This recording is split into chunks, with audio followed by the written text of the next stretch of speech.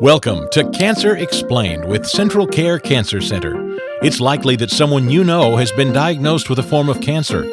Learn more about specific cancers, their risks, signs, symptoms, and treatment options by listening to Cancer Explained. Hello and welcome to Cancer Explained with Central Care Cancer Center. My name is Leanne Powers. I'm the Marketing Director for Central Care Cancer Center, and with me today is Radiation Oncologist Dr. Perez-Tamayo.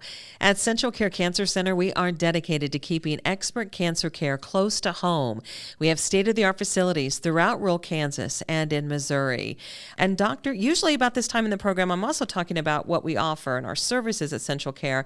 But today I'm going to pull you in and have you kind of talk a little bit about the type of care that a person or a cancer patient might receive at Central Care and why it's so important for them to get their treatments here locally and stay close to home. Thank you, Leanne. This is actually the heart of Central Care. We are in the community. We live in the community. We actually react to community events and we commune with the community. And so therefore, we know the people and we are available to them in every aspect.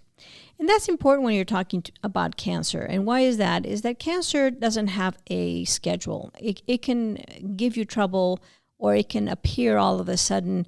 It could be night, it could be day. It's usually very inopportune. And sometimes there's very small clues that something isn't right, that maybe the primary care physician is interested in further exploring with the oncologist that is right there and may send you right away. For instance, there's a common thought that something drastic is going to appear in your life that is going to point to cancer.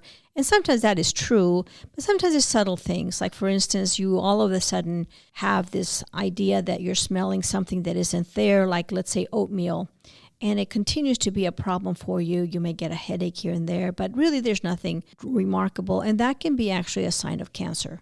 Or tiredness that is out of proportion. You may be just, basically having dinner and you're falling asleep. Nothing hurts.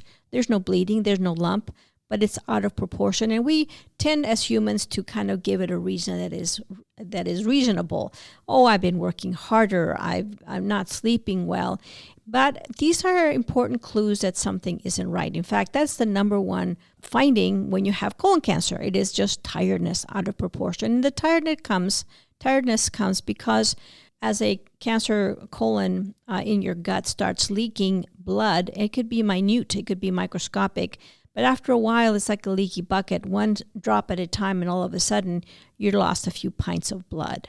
So as a resource to the community and as to your primary care physicians is priceless. We are there, and we are actually pioneers in the telemedicine aspect of things. We can bring the world and any cancer center to you. And why is that important? Because not only will you save on travel, and if you're tired or in pain, that's very important, but also your family can be there. We have expert people that are able to communicate and actually set up this telemedicine conference with any doctor anywhere in the world or in Kansas, let's say at the university or at the cancer centers in Kansas City, but also at the National Cancer Institute and MD Anderson and Mayo Clinic. And we have these links and networking so you can bring the world to you. Then if you have something very rare or you have something that requires something special, we can communicate with that doctor and make sure that everything is done prior to getting a consultation, and then you can get that treatment at home where you are supported by your family, you're supported by your neighbors, and you can continue to work and be with your family. It's so important. And you just touched on something too about how, we work with some of those, institutions like MD Anderson, but you have a background with MD Anderson, and some of our other oncologists have backgrounds with Stanford and other, high-named universities. So it's not like online degree that our oncologists have. I mean, they come from name brand universities and are very well educated. Yes, we actually have brought a whole gamut of a spectrum of doctors that come from all these major centers in the country, from the National Cancer Institute, from Rochester, from the University of Michigan, from MD Anderson, from Stanford. And these are the people that are going to treat you here.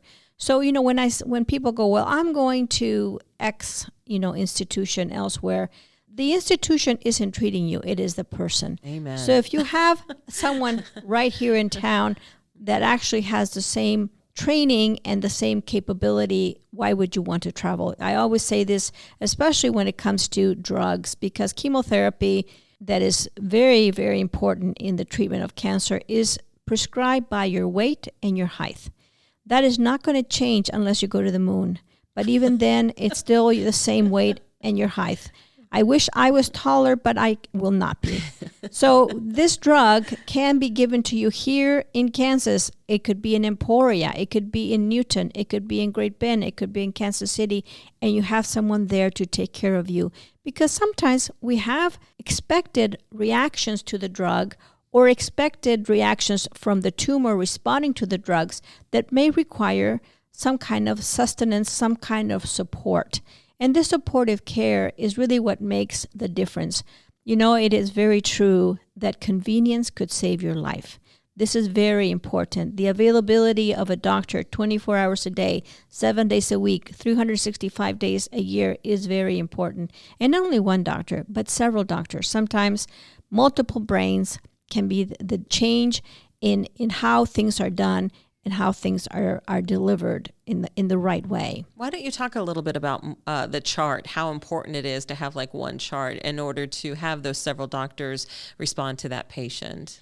This is key to the success of the program. If you have, especially in a rural state like Kansas, you have multiple smaller hospitals that have a lot of actually resources and a great deal of CT scans, laboratories, all kinds of things that can be done locally. But if you don't have the network that connects them all in one chart, you'll have bits and pieces that may be lost in the translation. And sometimes that can be the difference between doing well. For instance, sometimes having a lab work that shows you normal counts, let's say normal white blood cell count, is not telling you the whole story, because what happens in your bloodstream is already latent. It's already late. It's what's happening in your bone marrow. So if you see a drop in your white blood cell count, it may be like the light we see from the stars. It happened sometimes years and years away. When we see the light in a star, we are already seeing it that happened a long time ago. Well, likewise, your blood tells you about things that happened in your bone marrow days and sometimes weeks before. And seeing the trend in your blood is almost more important than anything else, including your radiographic findings. For instance, seeing that the cancer is smaller is not enough. How fast has it gotten small is very important. And the volumetric, you can see a tumor that is 5 centimeters. Next CT scan is 5 centimeters, but perhaps it's not active. And there's where a PET scan comes into play. It may be a ball of scar at this point. It hasn't changed in size, but it is dead. So all of these things are part of the chart. And if you can include all these elements in your chart, you're able to go to the next step, whether it's follow-up or more treatment, and do a good job and make sure that you never see a cancer again.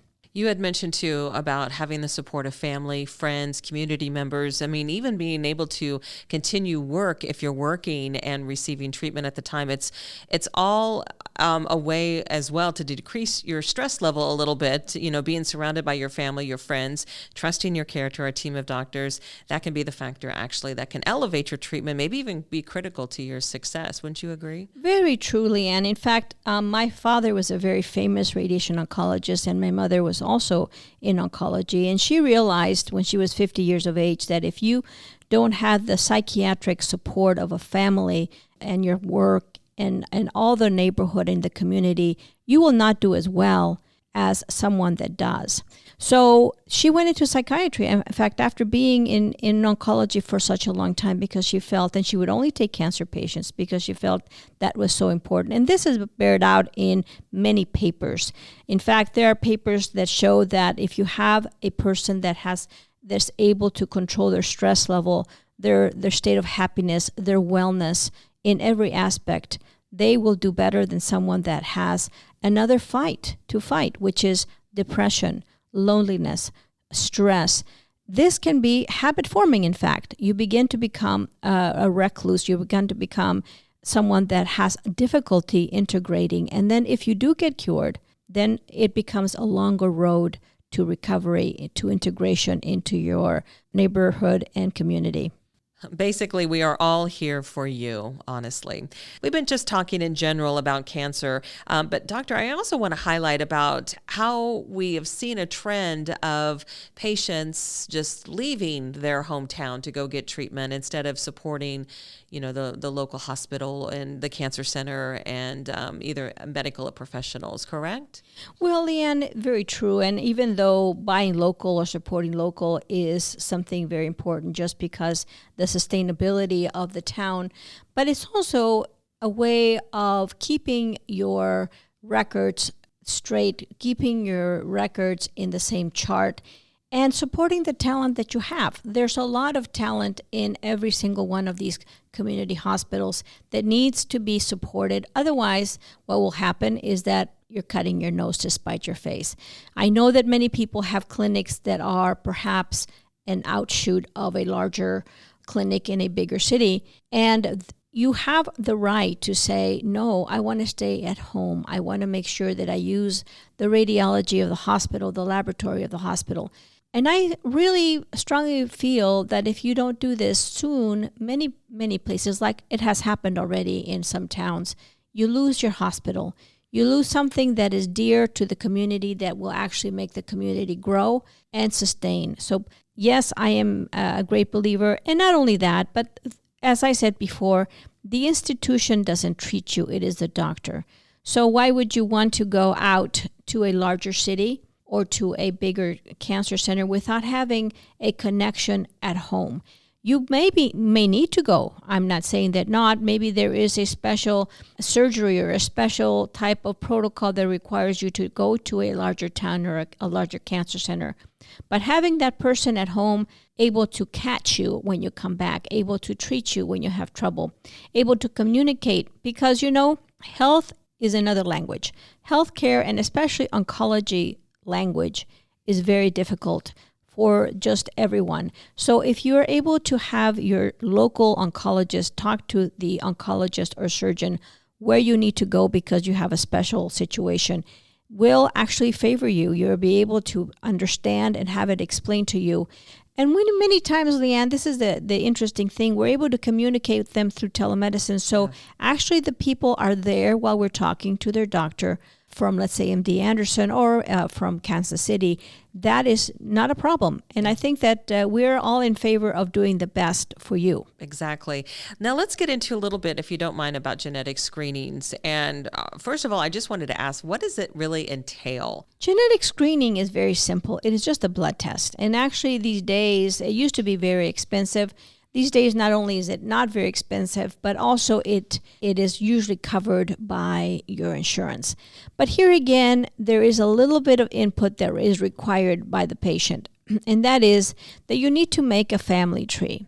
You have no idea, Leanne, how many times I go and I ask people, okay, did your mother have cancer? No. Did your father had cancer? No. And then I start asking more questions, and I ask about when they died.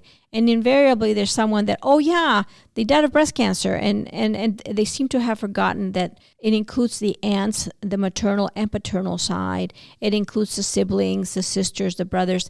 And it also includes the children that weren't born. Actually, that is an important part of the family tree. My mother had several. Yes. If they lost children when they were expecting the child, sometimes it is a clue that something is in the genes that requires further interpretation. And so when you come in as a cancer patient, you need to know these things. And if you do qualify, then the screening is just a matter of getting blood. After that, if there is a mutation, then the way that you're treated is completely different. You see, and this is why people think, well, why do I want to know this? Well, because the screening will help the doctor treat you correctly, and also will give a clue to your brothers and sisters, your children, that they need to be screened or they need to be treated now. There are some things that can be done ahead of time that will prevent problems. And why not? Why go there if you don't have to? Right, exactly. I wanted to also say we're not fully out of the woods of COVID yet, but we've made some positive strides for sure. Precautions, though, are still in place for those with compromised immune systems like cancer patients, despite even having maybe the COVID vaccination.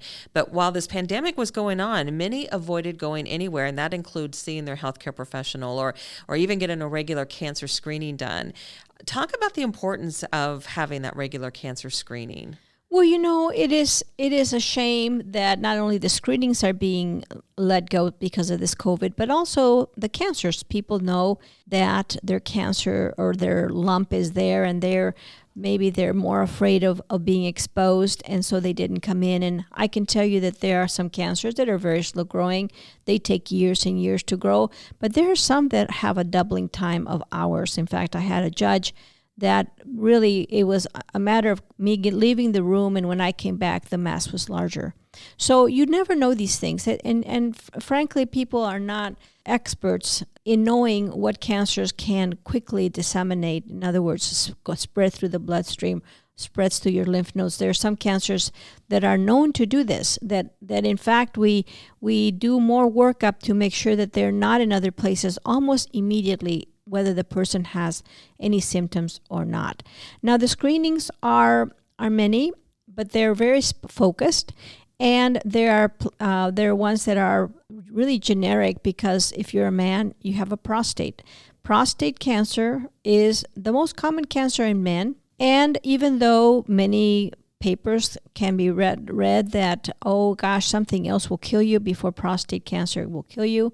And that may be true if it's a slow growing cancer, but there are cancers of the prostate that are very fast growing, especially if you have a family history of cancer of the prostate. And even if something else will kill you, prostate is like, if you can imagine the Oreo cookie, the prostate is the filling, the top is your bladder, the bottom is your rectum, and guess what?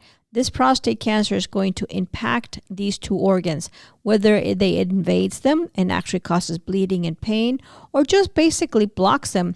The bladder is like a little hat on top, and the rectum is away from the prostate. When the prostate starts growing, the bladder becomes a bonnet instead of a hat, so it wraps around the prostate, and likewise, the prostate can be wrapped around by the rectum, causing blockage, like a damming of your stool or your bladder, of your urine, and therefore urination becomes painful, difficult, and sometimes you even lose your kidneys because of the blockage. So again, even though it may not kill you, it certainly will make your life difficult. Also, people don't realize this. When men are 40 plus, the prostate grows normally, not necessarily cancer, just grows. And what happens is that your bladder, in its attempt to try to put the urine outside your body, starts growing muscle because it is fighting an impedance. It is fighting its isometric exercise. The prostate is causing a blockage and the bladder is growing muscle.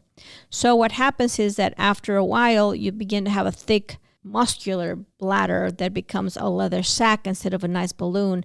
So all of a sudden, as a 60, 70-year-old, you have to get up a lot because the bladder does not distend like a balloon.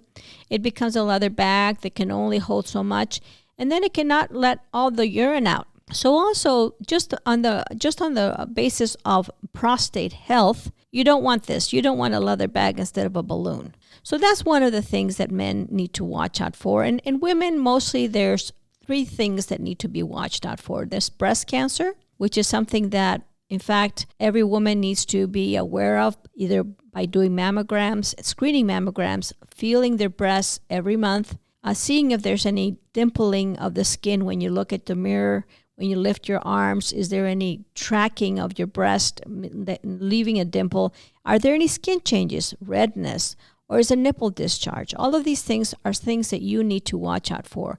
When you hug someone and you feel a lump, you tell them, hey, your breast feels like a lemon. Something isn't right. I just saw a woman this way that was truly the hardness of a lemon. Why didn't somebody tell this woman, there's something wrong? Yeah. And then you have the cervical cancer. Cervical cancer is now very prevalent because of the human papillomavirus. So here again, doing your vaccinations prior to being sexually active is important. So your children in particular, and doing a regular pap smear with a rectal exam is key. Why the rectal exam? Because please listen to me and tell your doctors they are not done if a rectal exam isn't done on a pelvic. You cannot feel the ovaries and the tubes nor the uterus if you do not do a bimanual exam with a rectal exam. This will also check your rectum, which is important for both men and women to screen for colorectal cancer. And then, of course, we all have skin. So skin cancers being, again, very prevalent.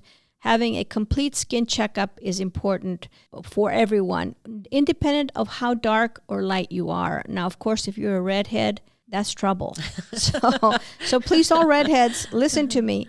Your skin is one of those things that one of those organs, because it is an organ. It's the biggest organ we have, and it covers your entire body. What does that mean? It means we have to look in between the toes, in your groin, or in your crotch region, between your buttocks, in your hair. So all of those, besides that, your eyes can have melanoma. So you need to have a complete skin checkup if you're especially fair skin, but everybody can have a skin cancer. So please make sure that you get a skin cancer checkup with your primary care physician once a year.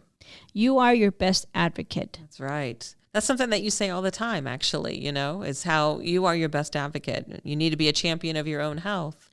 So just to make that screening process part of your own wellness program, I think. That's right. Right now, everything is geared towards being well, being happy, and being happy requires having a body that is well tended. So you need to be aware of things that can go wrong with age. It just happens that we are more prone to cancer, and the reason is that we're fighting a lot of wars at one time, so we are not as diligent in screening our own bodies in cells that are not supposed to be there, because we have diabetes or high blood pressure or kidney disease or heart. So our body all of a sudden it gets entertained in other areas, and we're not watching for these cancers. So why not watch it with actually active surveillance? I'm Leanne Powers with Dr. Perez-Tamayo from Central Care Cancer Center, and we've just been talking about cancer in general and about other things that Central Care offer. And Doctor, I want to touch on telemedicine a little bit. Central Care has actually been doing telemedicine for quite some time, despite being in a pandemic this past year. Yes, in fact, we were doing telemedicine before the pandemic, so we have already had a very long learning curve, and that's what people are now learning, how to do telemedicine. In fact, it seems to be sometimes something people avoid, and I'm not just talking about patients, I'm talking about even physicians and nurses, because they're just not quite ready for it. We have been ready for such a long time that we're able to connect and able to help you connect by phone or computer to any place, any specialist with us. This is kind of comes into the second opinion part of it, because sometimes people want to know that, is everybody thinking the same way? Second opinions come in many ways. They can come as, I have heard this through this cancer center. What do you think? Am I doing the right thing? Or it can also be the doctor from Central Care asking other doctors that you will participate with to get their opinion and see if you feel that, you're doing the right thing at home. And I think that's important. It gives you the sense that you are doing what possibly you could do, the highest level you can do, and not miss anything, because it is true, your first time is your best time. So we want to turn every single stone. We want to identify every window and every door for you so that you're able to see what is out there. Sometimes it requires special protocols, for instance, that we can participate with you. If you are not one that requires standard care, maybe your cancer is special in some way or more advanced, or you have exhausted all the possibilities that are standard of care, and now we are going into more experimental. We have that. We have protocols that go beyond the standard of care because it requires it. So it's easy to do it with us, and it also makes you able to ask questions face to face sometimes makes it easy for you to understand. We're able to show you diagrams and able to show you things that will make it, for instance, your CAT scans or your PET scans so much more real. You're able to actually be part of the team, which is, you're the captain of the team. If you're not understanding it, you're not really helping everybody get to the place where you want to be. Such a great analogy, and it's so true, too. Well, and also in your language. We not only have bilingual capabilities in Spanish and English, and it's already difficult to understand if you are, a native speaker, but it's harder if you're not. One other thing I want to hit on, too, with the second opinions is some people think, oh, gosh, it'll take 2 weeks to get in. But really, if you want a second opinion from one of our central care cancer doctors, we really make an effort to get you in quickly. Absolutely. And be seen, do that telemedicine or via telemedicine, or come in for that second opinion. Very true, Leanne. When you have cancer, you need your answers now. Yep. It's actually extremely stressful to have to wait for, an appointment that is going to come a month from now or 2 weeks from now or even a week. You want to see someone right now. And that goes along with the side effects. We see this a lot. We have people that are treated elsewhere. They have a problem at 8 or 9 p.m. and they get an answering service. And that it's not really acceptable when you want someone to connect with you that will tell you what to do if it's something that is, very important to go to the emergency room or be treated right then and there. You need someone that will answer your questions. That's right. In talking with patients, I often hear sometimes how it's hard for them to eat anything. They don't have an appetite due to treatment maybe, but it's very important for cancer patients to keep up on their nutrition, correct? We have a whole session on nutrition and cancer for our patients, and we have dietitians as well. Eating and keeping up with your health, general health, is almost as important as the treatment. But also eating the right things are important because you see there are certain products that actually are going to fight your cancer treatment, especially for cancers that are receptor positive, meaning that they are actually turned on by estrogen receptors, for instance, like breast cancer. So there are foods that have high estrogen in them. And we need to talk about what those foods are so you can avoid them or you can substitute them. We all have also a huge burden on chemical and organic solvents that we don't need to ingest that are not only promoting cancer, but actually preventing us from getting better. And those are things that we talk about during our sessions, eating organic and what does that mean. Something else I wanted to touch on before we go, Doctor, is our financial counseling at Central Care. We have a financial counselor on site to discuss your insurance benefits that relate to your treatments. They also answer any questions you may have relating to coverage, necessary referrals, even payment plans, balances that you're responsible for.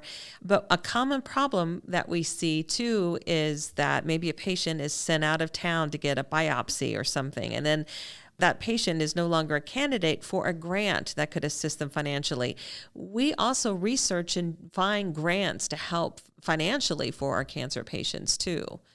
Yes, we have a grant department that what they do is they go throughout the country and solicit grants or actually charitable donations through private institutions, private people that support the cancer patients in every way possible. But there are some restrictions in these grants. They may apply only to breast cancer patients. They may apply only to people that have this or that a feature. These are not usually federal state grants. These are private grants. Some of them are state grants, and they are even more restrictive. For instance, like the Free to Know program here in Kansas, if you have a biopsy of a lump in your breast or an abnormality in the mammogram, you no longer qualify. Why is that? Is because most of these grants that are state are to do the diagnostic portion of your cancer care. So if you already have been diagnosed, you no longer want to be able to participate in the grant. Some of the grants actually will cover your treatment, and in many cases, believe it or not, the majority of the patients that actually benefit from the grants are the patients that are Medicare, because they're in the donut hole, and some of these, especially some of these drugs, are too expensive, or they don't qualify as a Medicare recipient. And we just consider us a resource when it comes to cancer care as well, not only just for treatment. Is there anything else you would like to add, Doctor? Well, I think the only thing I want to add, and I can't stress this enough, is that we're there for you. So that means that you don't have to go through anybody to call us and ask a question. Thank you so much, Dr. Perez-Tamayo. Well, we appreciate you taking the time to listen to Cancer Explained with Central Care Cancer Center.